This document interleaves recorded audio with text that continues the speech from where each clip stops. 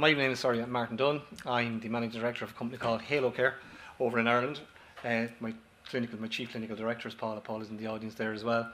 And we got invited over here today because we take a holistic approach in relation to trying to assist people safely to remain at their home, in their home, for as long as we possibly can. And as everyone knows, we're on a life journey, and there's a certain section of that life journey that we're able to assist in, which takes the pressure off the system.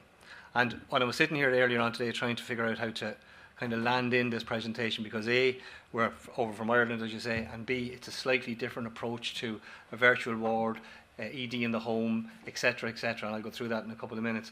I was just trying how to land it, but listening to some of the earlier presentations out in a couple of the rooms, I was listening to words being thrown around, which was great, about patient-centred, listening to the patient, social inclusion for patients and how the positivities around that, dignity and respect. You had, the well-being, dietary support and the difference it can make to keep people out of hospital. We talked about then, shall we say, carer burnout and the impact it's having in able to get people out of hospital, to get infrastructure put in place to get people out fast where they need support, and it's just not there, and it's a global thing at this moment in time. So all of those words gave me a little bit of comfort, because it might make a little bit of sense about what I'm putting together here with you today. And I suppose the other thing is capacity versus demand. Let's be honest. Like, the demand is never going to slow down. The capacity is always going to be a problem, no matter what way you do it, and it's the same at home. And we're going through another change, right, in the Irish healthcare system. I should say I worked in the healthcare system for over 35 years. I was a senior manager. I ended up being a senior manager. I started off as a paramedic and ended up being a senior manager. And change does happen on a regular basis through health systems, right? Whether it's good or bad, it's hard to know, but by the time you change the name and get it embedded, you're nearly moving into the next set of change, So we're going through a process at the moment called Halocare. It's an Irish term, but it's all about the right care to the right person at the right place at the right time.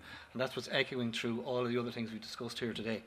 And we've been lucky enough over with what they call the HSE, which is the Health Service Executive, which is the Irish NHS, that we've won a contract to start supplying the type of support systems we do to allow them to move through the capacity versus demand to a certain degree, the winter surge, etc., etc. So I'm going to try and put all that in context after all that talk, and if that makes sense to you. And I do speak a bit fast, so if I do, feel free not to interrupt me, there's no problem. So look, our mission is straightforward. It's to empower people of all ages. And like we started off, we're only 4 years on the go. We started off probably looking at more elderly care as distinct from anything.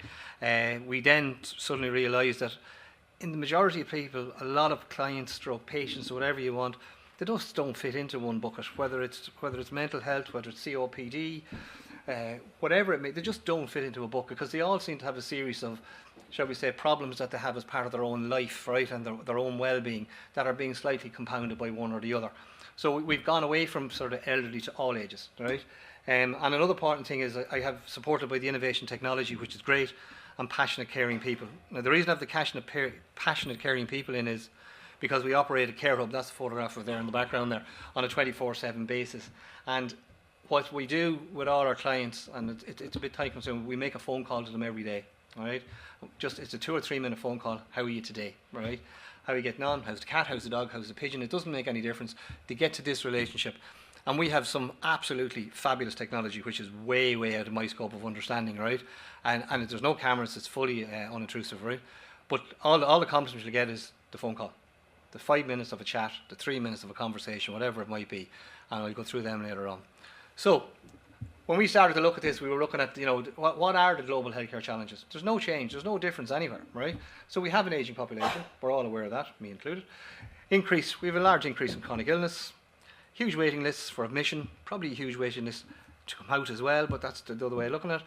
And we have a massive shortage of home care workers, and I'm led to believe it's something similar over here as well. So we started to look down, did a lot of research with clients, patients, ex-patients, elderly people, young people, to see how we could put some solution together that would try and encompass all that and keep people at home for as long as we could, safely, right? Part of what we realised then, naturally enough, everyone has its own risks. So what are the risks? Usually falls, some type of medical emergencies, people with memory challenges, people with the social inclusion, and we'll talk about that in a bit more as well, and general health challenges that all have to be encompassed to take a holistic approach to what we need to do and some of the problems we're trying to solve. And again, we were faced with terminology, right? And again, people talk about telehealth, ED in the home, virtual wards, remote healthcare services, etc. And there's just an array of technology, or names, shall we say, that are now placed on certain parts of technology, which sometimes nobody in the room is actually 100% exactly sure of whether it's telehealth, whether it's telehealth medicine, whether it's hospital in the home, whether it's a virtual ward. No one's actually really 100% sure what that actually means, right? So we sat back as well and we looked at that and we said, why don't we come up with our own? And we come up with something relatively simple. And this is all based on engagement with the hospitals, the acute sector, the community sector, as I said, patients and clients. So we broke it down into 3 simple pillars, right? Safety, which is paramount, naturally enough, but we broke it into environmental safety, which I'll go through in a minute, and the client safety themselves. Social and wellness, huge thing, right? And I mean, we're looking at, as I said, isolation, overall wellness, well-being as distinct from wellness as well, and then straightforward vital signs monitoring, which in the main is not, I suppose, overcomplicated in one way or another. If you look at the personal safety, we have absolutely no cameras, because that was a no-no we got from all the focus group and working group. We don't want a camera, right? It's wireless, so we don't need any other broadbands, we don't need anything else. We supply wearables, which are panic buttons, etc. We supply watches, which do geofencing, to do contact, to do fall management, to do emergency SOS. And then we also have sonar and sonar detectors, shall we say, if you want to put it that way, and radar detectors in the house, which look at different types of movements, and they learn the patterns as distinct from not learning the patterns. And it's the outliers we watch, not the pattern, right? And one talks to the other, and it gives a full day story, which is supplied on an app back to a circular care, which we'll go into in a minute. So we build up what the norm of that type of individual is moving across a location, a house, a flat, it's immaterial, and we see what they're doing. And again, there's absolutely no cameras. I talked about environmental safety. Again, what's that about? Well, some of the clients that we were dealing with in patients, simple thing like a flood detector. People have a tendency maybe of leaving stuff in the sink. They forget, maybe early onset of dementia, whatever it might be, leave the tap running, head off, go do something else. And then if they didn't have a flood detector in, they could have a bit of a puddle on the floor when they come back. So as soon as the water hits the floor beside the sink, the bath, or wherever it might be, the shower, we get a detection in the care hub. We make a phone call to say, I think you want to check the tap in the bath or the sink or whatever it might be, and they go do it and it solves it, right? Temperature variances, again, we found that very important, particularly with a certain cohort of clients we'd be using it. Too hot in the summer, too cold in the winter. You know, some people say just put another jumper on, you'll be grand. Sometimes that doesn't work. Elderly people are afraid of turning on the heat because of usage of energy, etc. Maybe they can't afford it. And we monitor all that and we can report back and we can make decisions on what they should be setting their house at. And that's worked very well. Door opening and closing, again, very important. Again, that's feedback. Like when, again, cohorts of people would be told by their circle of care or their family, we call them the circle of care, that's probably mostly their family or the HSE in relation to it. We don't want to see doors opening or closing after, say, 7 o'clock at night or 8 o'clock at night. If the front door opens for more than 5 minutes, we need to know. If the back door opens for more than 3 minutes, we need to know, etc. So they're all on. And that protects the individual and keeps the safety in line with everything else. Another thing we had a long conversation about, we have now in place, is about nutrition and the benefits of nutrition. And we do a full wellness check on every client that we get. It can be a little bit complicated, as well as a MUS score, a frailty score, and a body mass index score. So we build up a complete picture of the client, right? But a lot of the times, a lot of the conversation we were and the feedback we were getting from their families in circle of care was, well, normally when I ring mum or dad, I go, would you get up? What time did you get up at? Well, I don't know. Yeah, well, are you sure you got up? Did you have your breakfast? I'm not sure. Did you take your medication? So the whole conversation is an interrogation, not a conversation, right? And what we want to do is try and change that from interrogation into a normal social conversation with their parents or their loved one or whatever it might be. So as part of what we do, we monitor the appliances, little small yokes, smaller than my thumb, 15-year life battery, etc. So we know when the fridge door was opened. We know when the fridge door was closed. We know if the cutlery drawer was opened and closed. We know if the microwave door was open and closed, but we also know if the microwave was turned on and to what temperature the microwave went to. We know if the kettle was plugged in, we know if the kettle was turned on. And then we also know where people usually sit in the same places. Human beings have a tendency to go, well, that's where I'm comfortable sitting, so I'm going to sit there, right? So we also have sensors that pick up the heat from your thigh muscles underneath certain parts of the tables, etc. And we know they've sat down, right? So when you put all that together, there's a probability, right, that they've done something, either to have a cup of tea or to have a sandwich or taken something. And they could have given it to the dog. We just can't that because we don't have cameras. But in the main, we now know they've had some sort of food engagement during the course of the day. But also, not only we know that, their family know that, right? And they know that because, naturally enough, the client has full access to the app as well. And when we engage with people and do a full nutritional program, there's no point in having them under the care of a nutritionist, which I'll talk about, if they're not going to take their oral supplements or they're not going to take food. It's a kind of a thing you have to keep managing and watching. So we plug that in as well. So that gives us a fairly holistic look at the patient. So we talked then about the social and wellness. So how are they connected? And we'll talk about some of the things there from the Surgeon General, even from the United States there lately, in relation to the impact that loneliness can have, along with everything else, on well-being. So every client we have gets a Halopad. And at one of the talks we were talking about earlier on this morning, people were saying that, you know, certain types of people don't particularly like engaging, and I'm kind of one of them, with technology, right? Because I have an adverse effect on technology as I walk by it, never mind as I use it, right? But what we found, with the majority of our clients, after a little bit of education, a little bit of comfort, a little bit of, you know, shall we say, support through the Halopad, they actually embrace it, and they can use it as well as anyone, regardless of what age group, because the tablet is specifically designed to make sure that we encompass all types of, shall we say, disabilities or slowness or whatever it might be, size of the fingers, big thumbs, etc. All that's all encompassed in the build of it, right? And they engage with it very well, which that allows them then to receive the phone call from us every day, so to see human face and human interaction. But it also allows them, with just a simple tap, to talk to anyone within their own family or whoever they select that they'd like to talk to. It allows photo sharing to be done across between grandchildren, etc., across to the grannies and granddad. They can look at their own particular websites, and you know, we have different cohorts of people. Some like to play games, some like to look at what we call RIP at home, right? But it's amazing how it works across it and what they want. We load that up, so it gets them going. But we manage all that, we monitor all that, and we watch for the movement across that. And we can see then if there's a change in the pattern, even on the likes of that, right? And then we also put up, shall we say, condition relevant information if they want, and we also back it up with an educational package. So they just hit help, just as the button says HELP, help, right? And it's red, you hit that, and if they can't remember how to do a certain aspect of what they're doing on the pad, it just tells them how to do it in 3 or 4 simple lines in the main. So that keeps them socially connected if they're not if no one's ringing the doorbell or no one's coming in to talk to them. And again, we use it every day to make sure we talk to them. On the other side of that, I said we had a thing called a circle of care, which I referred to, and we give them the companion app. And that can be family. It depends. The patient selects who gets access to it, and sometimes it isn't family, right? And sometimes it can be surprising who they'd like access to it. But that companion app then allows the other side, the selected people, as I already said, see their day story. They know what time they get up at. They know what rooms they've moved through the house. And as I said to you, the client stroke patient selects who has access to this. So it's not that everyone picks it up and see it. They can't, right? It shows them when they did open the fridge, when they closed the fridge, if they opened the back door. They have all that in front of them in a fancy term called swim lanes, is the latest term, I think, in relation to that sort of thing. So they can see that. And that's what I'm saying to you. And then it comes down to, hello, mum and dad, or they're making the phone call or the conversation to see how they are. They don't have to go in through the interrogation route. They just have a chat about the football match, the game, the soccer game. Even though we had a bad soccer game the other evening, Ireland were playing the other day, we didn't do well. But anyway, so they can have that friendly conversation. And it has changed. And a lot of the compliments we get, as I said to you earlier on, doesn't got to do with the tech. It's about the chats and how the circle of care come back. The sons, daughters, relatives come back and said, they've just changed. It's changed our life. It's changed our engagement with our loved ones. And it's given us a huge peace of mind. Because we're there 24 hours a day, 365 days a year. The system is operating. And they know that. And it has just changed them. Again, with care or burnout. A lot of clients will be mine that have come home from hospital in particular, they need to be looked after. Home care is not available at the level. Home care in Ireland is, you might be lucky if you got 3-4 hours a day, if you're really extreme. Normally 1 to 2 hours a day of a physical home carer there.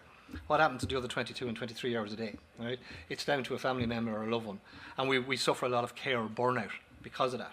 They can't go out, they can't get their hair done, maybe they can't go play a game of golf because they have to be there. And that affects people. And some of them carers, and we can prove it, have now turned into clients and patients because they just burn out. So we've eliminated that with an awful lot of them as well by giving them the opportunity to go do what they need to do because they can look at the app. They know if anything happens, and I'll talk about long lies, falls, trips, etc., that they'll get an alert immediately because it pops up in the care hub. They get a phone call. First we'll ring the client. Immediately we ring the circle of care. If we can't get the circle of care for whatever reason, and we can't get the client, we escalate it to the emergency services, right? In most cases, the Irish Ambulance Service, the National Ambulance Service. I used to be the director of it, so I have a good line into them, so they usually turn up fairly quickly, you know. And again, it's a great peace of mind and a great comfort. We talked about wellness, and I just have a couple of things up there. So we do a complete wellness check to make sure that we know the client as best we possibly can from every aspect. Then as part of what we do, we're giving them the prompts about the physical exercise, medication, nutrition, and just general conversation around wellness. And then we make the comfort call every day, and that turns out to be the winner 99% of the time. Vital signs monitoring as part of some of the, I don't know whether you call it a virtual report, I don't know whether you call it telehealth medicine, health medicine, I don't know really, but we do vital signs monitoring if that's requested and what's needed. Again, everything is Bluetoothed, hits off the panel on the wall. They actually get an alert in the house to say that did not go through. You need to do that again, or whatever it might be. Particularly sometimes it's the scales, because we had great fun with the scales lately. So it's a story too, I suppose, in a way.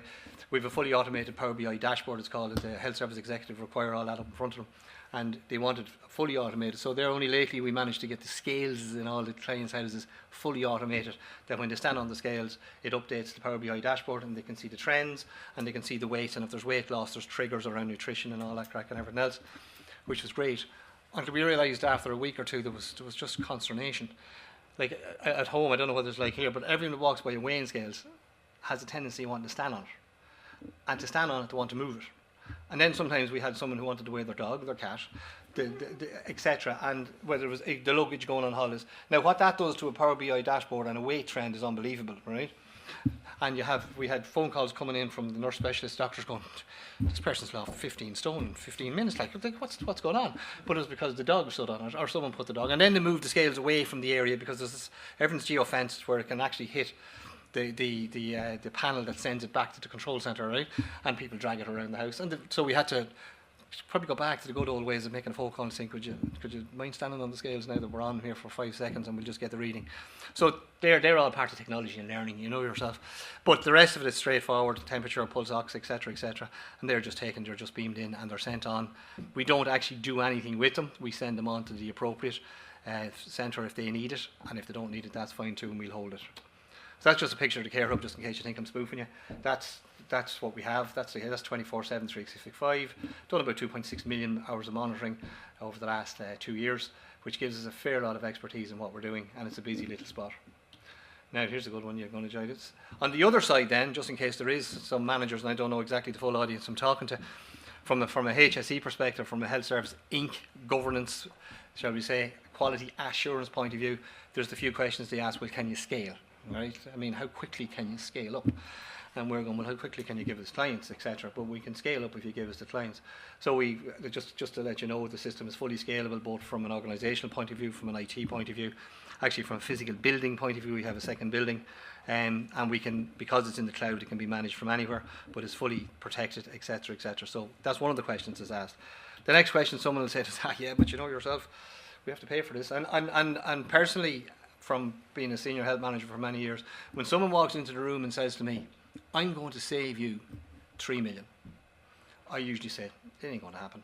Because I said, I'm 35 years as a senior manager, I've never seen an initiative yet that actually saved money. Because what happens is, if there is money, it's redirected, or something else is taken on, or whatever it might be.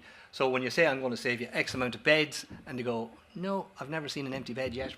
I wouldn't say in most of the hospitals you have very few empty beds, right? So there's no point in saying to them, we're going to empty 300 beds here. It's not going to happen, because there's 350 waiting. We did a snapshot last Friday, just when I was coming over. At one stage in the Dublin ring of hospitals, there was, shall we say, 375 people who what we would call delayed discharges, who we just couldn't get them out purely because there was no home care available, physical home care. They couldn't get them out. That was that. There was 425 in the EDs waiting to get into the beds that were due to be admitted. So even if we took every one of them, they still would have ended up in a minus figure, because there was 425 waiting to fill those 375 beds. Right? So I don't go into any of my colleagues in the health service or in the government and go, I'm going to save you beds and I'm going to save you money. Because the first thing I'm going to do is charge them for what we do.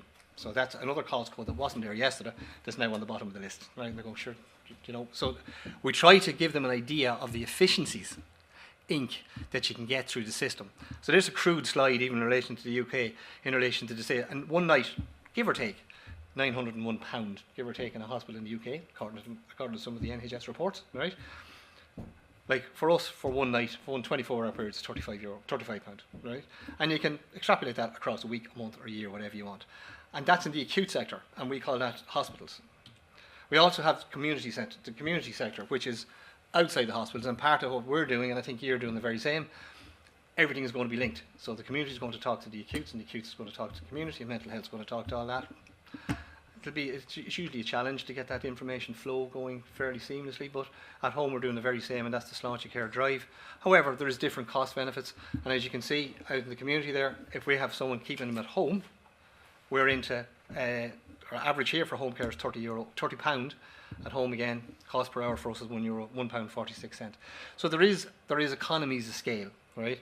But that money is going to be put into whatever it might be. And if you look at that's again from the NHS, figures are just fairly high. You can see the amount of the day discharges, usually due to the fact that they could not get home care. They're huge figures. And what our system will do will help. And we're not the panacea. I'm not saying we're going to fix anything and all. We're part of a system. And all the system needs to work together. But we can assist in getting people out of their beds quick. We can assist with alternative pathways, which means people are not heading straight into the hospital, right? They have another way of doing it. And if they are heading in, and the HSE will back us up on this, is instead of what we call unscheduled arrivals, these are scheduled arrivals, because we've managed it at source when the patient did have an issue or an incident, whatever it might be, and they can go in, sometimes not through the ED, through the other door, which takes the pressure off the ED. Sustainability, okay, again, I know the NHS have embarked in a very, very, I suppose, dynamic way in relation to become one of the world leaders in type of sustainability, and they've committed to doing that, which is great. And again, we call it scope A, B and C. So from the way we've done our sustainability in this company, Halocare, it can actually be used by the NHS to reduce their carbon footprint because of sustainability. You talked about trucks and driving, etc., distances. That's all part of scope C, I think they call it, within sustainability mapping. And the HSE has been able to use that to offset some carbon footprints, etc. You talked about clinical waste. Food waste is massive, right? Probably the same here. At home, that's food waste at home, etc. You talked about driving in and out of hospital. We're trying to keep people at home. So there's no driving. We're not sending nurses out, we're not sending doctors out, paramedics out unless we have to. Most people stay at home, so they're not driving to appointments, etc. And most people think around, in the UK, I think it's around average is a 10 to 15 mile or something to a closest hospital, whatever it might be. Anyway, I should stop talking. We talked about social inclusion, that word come up there on several of the sessions earlier on this morning. Huge thing. And if you look at the impact social exclusion, if you want to put it that way, or loneliness has, 29% increased risk of coronary artery disease, 32% increase in risk of stroke, 64% increase of developing dementia, 26% increase in the risk of death, right? And the mortality impact of being socially disconnected is similar to caused by smoking up to 15 cigarettes a day. And someone else earlier on today said, we would encourage everyone to stop smoking. So that's only one aspect of it, and that's why we dwell so much on the Halo pad and the connectivity, because it has massive physical manifestations from a loneliness point of view. And we do that, as I said, through the care hub, etc., and them collections. Empowerment, again, it's only right. Patients being in charge of their own destiny. I'm not 100% sure. I know you have unique identifiers here now, etc., as well, and it's starting to gather. And I know London are doing a big piece of work on it. But in a lot of cases, the only person that really has an idea of what they're going through when they sit down in front of a clinician of some type is usually the person sitting down in front of the clinician, right? And they're sitting there going, why don't they know me very well? Now I know they're doing a lot of work in London around it on the app, etc. But in a lot of cases, that person who has gone from Doctor A to mental health specialist B or whatever it might be is now sitting in front of the GP, and that person is going to try and explain to that GP the best of their recollection what they've gone through, because there isn't direct access. So with the app and what we do in that, they have a lot of control of their own destiny in that way, and they appreciate it. And it allows them to maintain their own dignity and respect, and that's the feedback we're getting. Okay, this is you, so big deal, you know yourself. I'm tired of listening to you now, Martin, and that's fine. Case study. Genuine 100% 91-year-old gentleman living at home.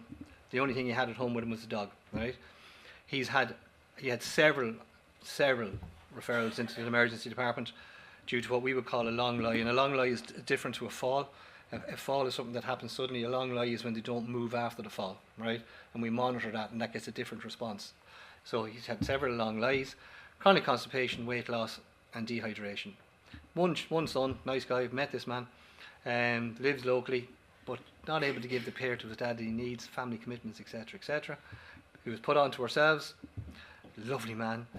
First thing he did was he actually embraced the Halopad. He's 91 years of age. He embraced the Halopad, no problem whatsoever. Well, I suppose I'm being a little bit nice to him.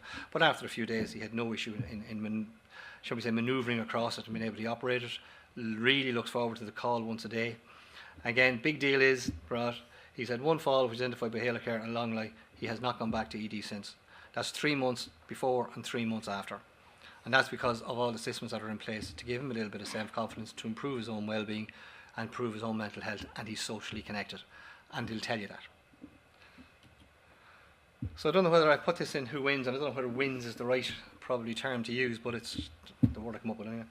So look, from our point of view, the service that we're now developing and working with the HSE and are trying to get into other marketplaces just like yourself is the patient benefits. There's no question about it. Restore confidence, allowed live at home. People talked about even people allowing, we got a compliment the other day, and someone mentioned in there this morning about their parent who passed away at home. Right? Now they passed away peacefully, but they wanted to pass away at home. They were on our system for a year and a half. They had a lifelong. They didn't have to go to a nursing home. They were fully supported, and they passed away at home, sitting in a chair. Right? And the family were absolutely delighted that they were still at home when they passed away. Now people can look at that 2 different ways if you want, but that's what they thought was actually one of the biggest benefits of the system, and they were just delighted with it. Circle of care, again, I said to you already, peace of mind. They're not worrying, even if they're in Turkey on a ship, like we had to ring a couple of them last, they were on Turkey. They're not worrying. They know that if something happens, something will get there, whether it's a circle of care, next door neighbour, or if necessary, an emergency response, and the loved one will be looked after. Right? GP, again, they're getting leave time. She is getting real-time data. Very good working with nutritionists, I have to say. Now we have our nutritionists get on particularly well with GPs because they can see the benefit of managing and looking after the weight and stabilisation of the weight. Acute, reduce admissions, we can prove that, and the ability to allow them to do early discharges once they fit the inclusion-exclusion criteria, which is fine. Environment, carbon footprint I talked about, and I have the NHS Inc. here. Again, there has to be a level of efficiencies that we can put into the system that allow them to be able to redirect resources and or financial resources in a way that's going to allow them to look after more people in a more safe way. Now, and how are we making a difference? Again, there's just, I have to say now, and again, technology is not a big winner with most of the clients. The engagements are, right? And with the circle of care. So our compliments usually are talking about the engagement with the circle of care, the telephone call, and or the pickup of a fall, and how we're making a difference. We've had, in the last 12 months, we've had 1 complaint in relation to a slight technical issue, and we've 75, 80 compliments on that at the moment for the last year. So we think, from a client point of view and from a systems point of view, that what we have to offer is worth looking at, worth thinking about, and worth engaging with us. So look, thanks for your time, and that's me finished. Thank you.